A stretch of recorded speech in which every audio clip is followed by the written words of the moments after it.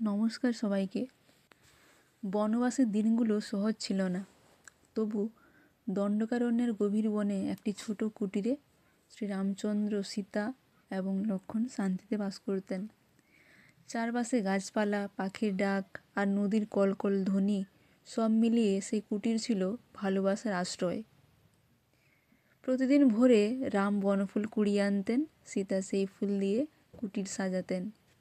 লক্ষ্মণ চারিদিকে পাহারা দিতেন যেন কোনো বিপদ আসতে না পারে। দুঃখের মাঝেও তাদের জীবনে ছিল হাসি আর বিশ্বাস। একদিন সীতা বনে একটি অপূর্ব সোনালী হরিণকে দেখতে পেলেন। তার রূপে মুগ্ধ হয়ে তিনি রামকে বললেন, এই হরিণটিকে যদি ধরে এনে দিতে পারো তাহলে আমি খুব খুশি হব। রাম বুঝতে পেরেছিলেন এর মধ্যে অশুভ কিছু আছে। তবু সীতার মুখে হাসি দেখার জন্য তিনি হরিণের পিছনে গেলেন। সেটি আসলে ছিল মারিচ নামের এক রাক্ষস, যে ছলনার মাধ্যমে রামকে কুটির থেকে দূরে নিয়ে গিয়েছিল। এই সুযোগে রাবণ ছদ্মবেশে এসে সীতাকে অপহরণ করল। কুটির শূন্য হয়ে গেল। ফিরে এসে রাম সব বুঝতে পারলেন।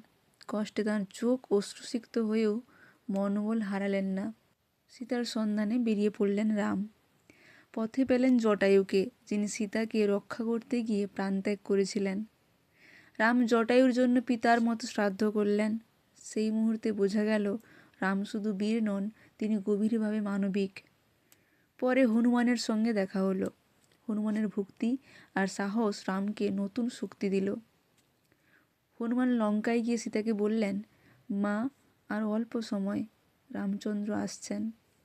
এই বিশ্বাসেই সীতা সব কষ্ট সহ্য করলেন।